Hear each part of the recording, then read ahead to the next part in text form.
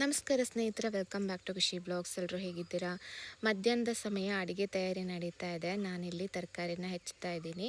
ಇವತ್ತು ಹಲಸಿನಕಾಯಿ ಹುಳಿ ಮತ್ತು ಹಸಿ ಸಾಂಬಾರೆಲ್ಲ ಮಾಡೋದಿತ್ತು. ಎಲ್ಲ ತರಕಾರಿನ ಹೆಚ್ಚಿಕೊಡ್ತೀನಿ ಅಂತ ಹೇಳಿದೆ. ಚಾಕು ಮತ್ತು ಮಣೆ ತರಿಸ್ಕೊಂಡಿದ್ರಿಂದ ನಂಗೆ ತುಂಬಾ ಈಸಿ ಆಗ್ತಾಯಿತ್ತು. ಹಾಗೆ ನಮ್ಮ ಚಾನಲ್ನ ಹೊಸದಾಗಿ ನೋಡ್ತಾ ಇದ್ದರೆ ಅಥವಾ ಸಬ್ಸ್ಕ್ರೈಬ್ ಮಾಡದೆ ನೋಡ್ತಾ ಇದ್ದರೆ ಸಬ್ಸ್ಕ್ರೈಬ್ ಮಾಡಿಕೊಂಡು ಸಪೋರ್ಟ್ ಮಾಡಿ ಅಂತ ಕೇಳ್ಕೊಳ್ತೀನಿ. ನನಗೆ ತುಂಬ ಈಸಿ ಆಯಿತು, ಅಮ್ಮನಿಗೆ ಹೆಲ್ಪ್ ಮಾಡೋದಕ್ಕೆ ಕೂಡ ಆಯಿತು. ಹಾಗೆ ನಾನು ಅಲ್ಲೇ ತರಕಾರಿ ಹೆಚ್ಚುತ್ತಾ ಇದ್ದಾಗ ಕಿಟಕಿಯಿಂದ ಹೊರಗಡೆ ನೋಡ್ತೀನಿ. ಒಂದೇ ಸಲ ನಾಯಿ ಬೊಗಳ್ತು. ಏನಾಯಿತು ಅಂತ ನೋಡಿದ್ರೆ ಒಂದು ಉಡ ಅಂದರೆ ಒಂಥರ ಹಲ್ಲಿ ಥರ ದೊಡ್ಡದಿರುತ್ತೆ. ಅದಕ್ಕೆ ಬೇರೆ ಇಂಗ್ಲೀಷ್ನಲ್ಲಿ ಏನು ಹೇಳ್ತಾರೆ ಅಂತ ನನಗೆ ಗೊತ್ತಿಲ್ಲ. ಸೊ ನಾವು ನಮ್ಮ ಆಡು ಭಾಷೆಯಲ್ಲಿ ಉಡ ಅಂತ ಹೇಳ್ತೀವಿ. ಒಂದು ಇಮೇಜ್ ಹಾಕ್ತೀನಿ ಇಲ್ಲೇ. ಅದು ಬೇರೆ ಏನು ಯಾರಿಗೂ ಏನೂ ಮಾಡಲ್ಲ, ಬಟ್ ಅದ್ರ ನೋಡಿದ್ರೆ ಒಂದು ಸಲ ಭಯ ಆಗುತ್ತೆ. ತುಂಬ ದೊಡ್ಡದಾಗಿತ್ತು. ಇಲ್ಲೇ ಬಂದು ಹಿಂಗೆ ನಿಂತ್ಕೊಂಡಿತ್ತು. ನಾನು ಕಿಚನ್ನಿಂದ ಕಿಟಕಿಯಿಂದ ನೋಡಿ ಕ್ಯಾಮ್ರಾ ತೊಗೊಂಡು ಬರೋವರೆಗೆ ಓಡೋಗ್ಬಿಟ್ಟಿದೆ. ಒಂದು ದೊಡ್ಡ ಉಡ ಬಂದಿತ್ತು. ನಾನು ಅಲ್ಲೋ ಒಳಗಿಂದ ನೋಡಿದೆ, ಕಿಟಕಿಯಿಂದ ಕ್ಯಾಮ್ರಾ ತರೋವರೆಗೆ ಓಡೇ ಹೋಯಿತು. ಒಂದೇ ಸಲ ನಾಯಿ ಬೊಗಳ್ತು. ಎಲ್ಲೋ ಇಷ್ಟು ದೊಡ್ಡದಿದೆ ಉಡ. ಅಂದರೆ ಅದು ಹೆಂಗಿರುತ್ತೆ ಅಂದರೆ ದೊಡ್ಡ ಹಲ್ಲಿ ಥರ ದೊಡ್ಡದು, ಸಣ್ಣದಲ್ಲ ಅಲ್ಲ, ದೊಡ್ಡ ಒಂದು ನಾಯಿ ಅಷ್ಟಲ್ಲ, ನಾಯಿ ಮರಿ ಎಷ್ಟಿರುತ್ತೋ ಅಷ್ಟು ಎತ್ತರಕ್ಕೆ ರೀ. ಹಾಗೆ ಹಲಸಿನಕಾಯಿ ಕೊಯ್ದಿದ್ವಿ, ಮಧ್ಯಾಹ್ನ ಹುಳಿ ಮಾಡಿದ್ವಿ. ಇನ್ನು ಮಿಕ್ಕಿದ್ದನ್ನು ಚಿಪ್ಸ್ ಮಾಡೋಣ ಅಂತ ಅಂದ್ಕೊಂಡ್ವಿ. ಮಧ್ಯಾಹ್ನ ಮೇಲೆ ನಾನು ಬ್ಲಾಗ್ ಕಂಟಿನ್ಯೂ ಮಾಡ್ತಾ ಇರೋದು. ಅಪ್ಪ ನಾನು ಇಲ್ಲಿ ಹಲಸಿನಕಾಯಿ ಸೋಯಿಸ್ತಾ ಇದ್ದೀವಿ. ಇದನ್ನು ಮಾಡೋದಕ್ಕೆ ತುಂಬಾ ಸಮಯ ಬೇಕು ಮತ್ತು ತುಂಬ ಪೇಷನ್ಸ್ ಬೇಕು. ಬಟ್ ನಾವು ಸ್ವಲ್ಪನೇ ಇದ್ದಿದ್ದರಿಂದ ಒಂಚೂರು ಮಾಡಿ ನೋಡೋಣ ಅಂತ ಟ್ರೈ ಮಾಡಿದ್ವಿ. ಯಾಕಂದರೆ ಕೆಲವೊಂದು ಹಲಸಿನಕಾಯಿದು ಚೆನ್ನಾಗಿ ಬರೋಲ್ಲ, ಕೆಲವೊಂದು ಚೆನ್ನಾಗಿ ಬರುತ್ತೆ. ಸೊ ಸುಮಾರಷ್ಟು ಮರಗಳಿದ್ರೂ ಕೂಡ ಅದರಲ್ಲಿ ಒಂದೋ ಎರಡೋ ಮರದ್ದು ಚೆನ್ನಾಗಾಗುತ್ತೆ, ಮಿಕ್ಕಿದ್ದೆಲ್ಲ ಒಂಥರ ಗಟ್ಟಿ ಆಗುತ್ತೆ. ಸೊ ನೋಡ್ಕೋಬೇಕಾಗತ್ತೆ. ಈ ಮರದ್ದು ನಾವು ಇನ್ನೂ ಟ್ರೈ ಮಾಡಿರಲಿಲ್ಲ, ಬಟ್ ತುಂಬ ಚೆನ್ನಾಗಿ ಬೆಳೆದಿದೆ. ನೋಡೋಣ, ಒಂದು ಸ್ವಲ್ಪ ಮಾಡಿ ನೋಡೋಣ ಅಂತ ಅಮ್ಮ ಹೇಳಿದ್ರು. ಸರಿ ಅಂತೇಳಿ ಹಲಸಿನಕಾಯಿನ ಸೋಯಿಸ್ತಾ ಇದ್ದೀವಿ. ನಮ್ಮ ಮಲೆನಾಡಿನ ಭಾಗಗಳಲ್ಲಿ ಈ ಸಮಯ ಚಿಪ್ಸ್ ಮಾಡೋದು, ಹಪ್ಪಳ ಮಾಡೋದು, ಬಕ್ಕೆಹಣ್ಣು ತಿನ್ನೋದು, ಹಲಸಿನ ಹಣ್ಣು, ಮಾವಿನ ಹಣ್ಣು ಇದರದ್ದೇ ಒಂಥರ ಕಂಬಳ ಅಂತ ಹೇಳ್ಬೋದು. ಮತ್ತು ಇನ್ನೇನು ಮಳೆಗಾಲದ ತಯಾರಿ ಎಲ್ಲ ಮಾಡ್ಕೋಬೇಕು. ಈಗಂತೂ ಮಳೆ ಶುರು ಆಗಿಬಿಟ್ಟಿದೆಯೇನೋ ಅನ್ನೋ ಥರ ಇದೆ ವಾತಾವರಣ. ಫುಲ್ ಇವತ್ತೆಲ್ಲ ಮೋಡದ ವಾತಾವರಣ. ಸೊ ಹಾಗಾಗಿ ಎಲ್ಲ ತಯಾರಿಗಳು ಹಳ್ಳಿಯಲ್ಲಿ ನಡೀತಾ ಇದೆ. ನಾವು ಮಾತಾಡ್ತಾ ಸುಮಾರಷ್ಟು ಸೋಯಿಸಿದ್ವಿ. ಆನಂತರ ನಾನು ಹೆಚ್ಚ್ತೀನಿ ಅಂತ ಹೇಳಿದೆ. ಯಾಕಂದರೆ ಹೆಚ್ಚೋದಕ್ಕೆ ಸಾಕಷ್ಟು ಸಮಯ ಬೇಕು. ಇದಕ್ಕೆ ಚಿಕ್ಕದಾಗಿ ಹೆಚ್ಚಬೇಕು, ತುಂಬ ದೊಡ್ಡದಾಗಿ ಹೆಚ್ಚಿದ್ರೆ ಚೆನ್ನಾಗಾಗಲ್ಲ. ಈ ಕೇರಳ ಸೈಡೆಲ್ಲ ಸ್ವಲ್ಪ ದೊಡ್ಡದಾಗಿ ಮಾಡ್ತಾರೆ, ಅದು ಕೂಡ ಚೆನ್ನಾಗಿರುತ್ತೆ. ಬಟ್ ನಮ್ಮ ಸೈಡಲ್ಲಿ ನಾವು ತುಂಬ ಸಣ್ಣಗೆ ಹೆಚ್ಚುತ್ತೀವಿ. ನಮಗಿದೇ ಇಷ್ಟ ಆಗುತ್ತೆ. ಇಷ್ಟು ದಿನ ನನಗೆ ಎಣ್ಣೆಲಿ ಕರೆದಿದ್ದ ಸ್ಮೆಲ್ಲು ಅಥವಾ ಎಣ್ಣೆಲಿ ಕರೆದಿದ್ದ ಪದಾರ್ಥ ಯಾವುದು ಕೂಡ ಒಂಥರ ತಿನ್ನೋಕ್ಕಾಗ್ತಾ ಇರಲಿಲ್ಲ, ಸ್ಮೆಲ್ ಇಷ್ಟ ಆಗ್ತಾ ಇರಲಿಲ್ಲ.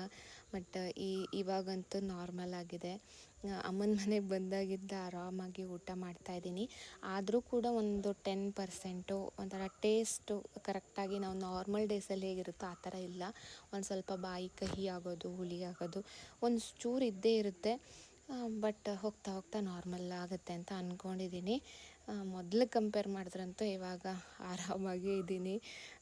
ನೆನೆಸ್ಕೊಂಡ್ರೆ ಒಂದು ಸಲ ಇವಾಗ ಹಬ್ಬ ಆ ದಿನಗಳು ಮುಗೀತು ಅಂತ ಒಂಥರ ನಿಟ್ಟುಸಿರು ಬಿಟ್ಟಂಗಾಗುತ್ತೆ. ಯಾವಾಗ ಕಡಿಮೆ ಆಗುತ್ತೆ ಅಂತ ಅನ್ನಿಸ್ತಾ ಇತ್ತು ನನಗೆ ಆವಾಗ. ಸೊ ಇವಾಗೆಲ್ಲ ಹೆಚ್ಚಿ ಆಯಿತು. ಎಣ್ಣೆಯಲ್ಲಿ ಕರಿತಾ ಇದ್ದಾರೆ ಅಮ್ಮ. ನಾವು ಹೊರಗಡೆ ಒಲೆಯಲ್ಲಿ ಬೆಂಕಿ ಎಲ್ಲ ಹಾಕ್ಕೊಂಡು ಕರೆದ್ವಿ. ಮತ್ತು ಸಂಜೆ ಆಗಿಬಿಟ್ಟಿತ್ತು ಇದನ್ನು ಶುರು ಅಂದರೆ ಹೆಚ್ಚಿ ಎಲ್ಲ ಕರಿಯುವಾಗ ಲೇಟ್ ಆಗಿಬಿಟ್ಟಿತ್ತು. ಮತ್ತು ಮೊದಲನೇ ದಿನ ಕಟ್ಟೆವಾಡ್ಲು ಅಂತ ಒಂದು ಹುಳ ಬರುತ್ತೆ. ಈ ಒಂದು ಮಳೆ ಹಿಡಿಯೋ ಟೈಮ್ನಲ್ಲಿ ಆ ಹುಳ ಬರುತ್ತೆ, ಅದು ಬಂದುಬಿಟ್ರೆ ಅಂತ ದೊಡ್ಡ ಲೈಟ್ ಏನೂ ಹಾಕ್ಕೊಂಡಿರಲಿಲ್ಲ. ಸ್ವಲ್ಪ ಟಾರ್ಚ್ ಆನ್ ಮಾಡಿಕೊಂಡು ಕರೆದಿದ್ದಾಯಿತು. ಇಲ್ಲಿ ಒಂದು ಸಲ ಕರೆದು ಒಂದು 2 ನಿಮಿಷ ಆದಮೇಲೆ ಅದಕ್ಕೆ ಸ್ವಲ್ಪ ನಾವು ಮಸಾಲೆ ಮಾಡ್ಕೊಂಡಿರ್ತೀವಲ್ಲ, ಅಂದರೆ ಅದಕ್ಕೆ ಮೆಣಸು, ಖಾರ ಪುಡಿ ಮತ್ತು ಇಂಗು, ಜೀರಿಗೆ, ಉಪ್ಪು ಎಲ್ಲ ಹಾಕಿ ಮಿಕ್ಸ್ ಮಾಡಿ ಇಟ್ಕೊಂಡಿರ್ತೀವಿ. ಅದನ್ನು ತೆಗೆದ ಮೇಲೆ ಒಂದು 2 ನಿಮಿಷ ಬಿಟ್ಟು ಅದಕ್ಕೆ ಹಾಕಿ ಮಿಕ್ಸ್ ಮಾಡಿ ನಂತರ ಕರಡಿಗೆಲ್ಲ ಹಾಕ್ತೀವಿ. ಸೂಪರ್ ಆಗಿದೆ ಇವತ್ತು ಮಾತ್ರ. ತೆಂಗಿನೆಣ್ಣೆಯಲ್ಲಿ ಕರೆದಿದ್ದಾರೆ, ಸೊ ಹಾಗಾಗಿ ಘಮ ಚೆನ್ನಾಗಿದೆ. ಮತ್ತು ಇದು ಕೂಡ ತುಂಬ ಗರ್ಗರಿಯಾಗಿ ಬಂದಿದೆ.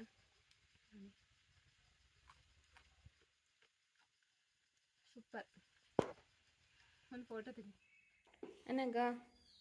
ಬಕ್ಕೆಹಣ್ಣಿನ ಚಾಟಿ ಹಂಗೆ ಮತ್ತು ಆಯಿ ಮನೆಯಿಂದ ಕುಟ್ ಕಳಿಸಿದ್ದ ಆಯಿ ಸೂಪರಾ ಸ್ವೀಟ್ ಹೌದಾ ಬಕ್ಕೆಹಣ್ಣಿನ ಚಾಟಿ ಎಷ್ಟು ಚೆನ್ನಾಗಿ ನಾರ್ಮಲ್ ದೋಸೆ ಹಂಗೆ ಏರಿಲ್ ಗೊತ್ತಿಲ್ಲ ಇದಷ್ಟಲ್ಲ ಬಕ್ಕೆಹಣ್ಣಿನ ಚಾಟಿ ಅಥವಾ ದೋಸೆ ಅದು ಕರೆಕ್ಟಾಗಿ ಎದ್ದಿರಲಿಲ್ಲ ಬಟ್ ಟೇಸ್ಟ್ ಮಾತ್ರ ತುಂಬ ಚೆನ್ನಾಗಾಗಿತ್ತು. ಬೆಳಿಗ್ಗೆ ತಿಂಡಿ ತಿಂದ್ವಿ. ಎಷ್ಟು ಸಿಕ್ಕಿದ್ದೆ ಇವತ್ತಿನ ಮಾವಿನ ಹಣ್ಣು.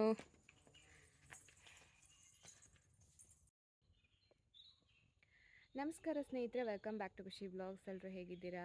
ನಾನು ಕೂಡ ಚೆನ್ನಾಗಿದ್ದೀನಿ. ಹಾಗೆ ಅಮ್ಮನ ಮನೆಯಲ್ಲಿ ಬೆಳಗ್ಗೆ ಸಮಯ 9 ಗಂಟೆ ಬ್ಲಾಗ್ ಶುರು ಮಾಡ್ತಾಯಿದ್ದೀನಿ. ಹಾಗೆ ಇವತ್ತಿನ ತಿಂಡಿ ಬಕ್ಕೆಹಣ್ಣಿನ ಚಾಟಿ ಮತ್ತು ಉದ್ದಿನಬೇಳೆ ದೋಸೆ, ದಿನ ಮಾಮೂಲಿ ಮಾಡೋ ದೋಸೆ.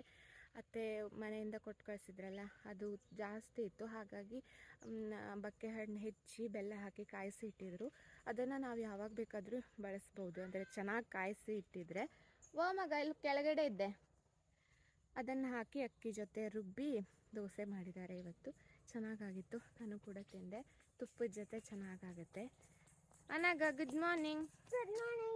ಹಾಂ, ಒಂದು ರೌಂಡ್ ಅಜ್ಜನ ಜೊತೆ ಎಲ್ಲ ಕಾಡಿಗೆ ಆ ಕಡೆ ಎಲ್ಲ ಹೋಗಿ ಬಂದಿದ್ದಾಯಿತು. ಅಪ್ಪ ಏನೋ ಕೆಲಸ ಮಾಡ್ತಾಯಿದ್ರು, ಸೊ ಹೋಗಿ ಬಂದ್ಲು. ಸೆಕೆ ಶುರು ಆಗಿದೆ. ದಿನ ಏನಾಗುತ್ತೆ ಅಂದರೆ ಸಂಜೆ ಸಮಯ ಮಳೆ ಬರುತ್ತೆ. ಮತ್ತೊಂದೇನು ಅಂದರೆ ಮೊನ್ನೆ ರಾತ್ರಿ ಎಲ್ಲ ಕಟ್ಟೆವಾಡ್ಲು ಅಂತ ಒಂದು ಹುಳ ಬರುತ್ತೆ, ಅದು ತುಂಬ ಬಂದ್ಬಿಟ್ಟಿತ್ತು. ಹಾಗಾಗಿ ಅದು ಬಂದರೆ ಊಟ ಮಾಡೋಕ್ಕೂ ಕೊಡಲ್ಲ, ಅಷ್ಟು ಅಂದರೆ ಲೈಟ್ ಹಾಕಿದ್ರೆ ಬಂದುಬಿಡುತ್ತೆ, ತುಂಬ ಬರುತ್ತೆ, ಅದೊಂದು ಕಿರಿಕಿರಿ. ಸೊ ನಿನ್ನೆ ರಾತ್ರಿ ಬಂದಿಲ್ಲ, ಓಕೆ ಪರವಾಗಿಲ್ಲ. ಹಂಗೆ ಆಗ್ತಾ ದಿನಗಳು ಕಳೀತಾ ಇದೆ. ಹಾಗಾಗಿ ರಾತ್ರಿ ನಾನು ವ್ಲಾಗ್ ಮಾಡ್ತಾಯಿಲ್ಲ, ಹಗಲಿಗಷ್ಟೇ ಸ್ವಲ್ಪ ವ್ಲಾಗ್ ಮಾಡ್ಕೊಳ್ಳೋದು. ರಾತ್ರಿ ಲೈಟೆಲ್ಲ ಆಫ್ ಮಾಡಿಬಿಡ್ತೀವಿ, ಗುಡುಗು ಮಿಂಚು ಎಲ್ಲ ಇರುತ್ತಲ್ಲ, ಡೈಲಿ ಬರ್ತಾಯಿದೆ. ಹಾಗಾಗಿ ನೋಡೋಣ ಇವತ್ತಿನ ದಿನ ಹೇಗಿರುತ್ತೆ ಅಂತ. ನನಗೆ ಇವಾಗಲೇ ಒಂಥರ ಇದು ಉಸಿರು ಅಂತ ಹೇಳ್ತಾರಲ್ಲ, ಜಾಸ್ತಿ ಓಡಾಡಿದ್ರೆ ಉಸಿರು ಬರುತ್ತೆ ಜೋರಾಗಿ. ಹಾಗಾಗಿ ಅಂದರೆ ಕೇಳೋರಿಗೆ ಸ್ವಲ್ಪ ಇದಾಗುತ್ತಲ್ಲ, ಇರಿಟೇಷನ್ ಆಗುತ್ತೆ. ಅದಕ್ಕೆ ಹೇಳಿದೆ, ಜಾಸ್ತಿ ಓಡಾಡುವಾಗ ಉಸಿರು ಬರುತ್ತೆ. ಬನಾನಾ ಟ್ರೀ ಹೌದೇ ಮಗ? ಹಾಂ, ಕಲ್ಲು ಗಿಡ.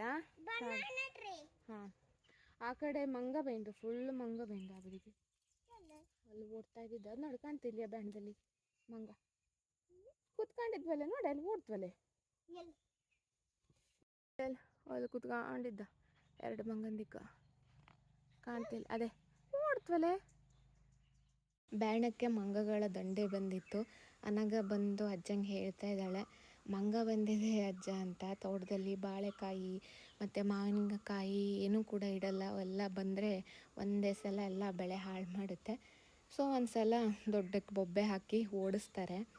ಹಾಗೆ ಇದು ಬಾಳೆಹಣ್ಣಿನ ಮಾವು ಅಂತ ಒಂಥರ ಉದ್ದಕ್ಕಿರುತ್ತೆ, ಬಾಳೆಹಣ್ಣು ಥರನೇ ಉದ್ದಕ್ಕೆ, ಮತ್ತು ಯೆಲ್ಲೋ ಕಲರ್, ಫುಲ್ ಹಳದಿ ಕಲರ್ ಹಣ್ಣು ಇದು.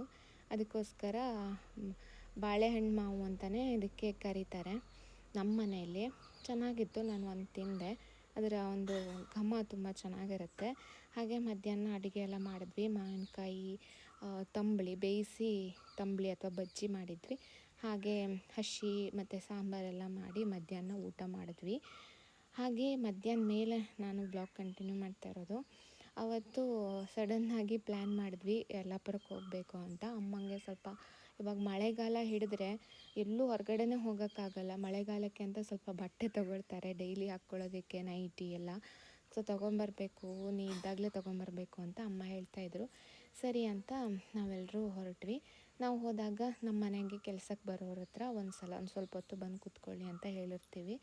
ಆನಂತರ ನಾವೆಲ್ಲರೂ ಹೋದ್ವಿ.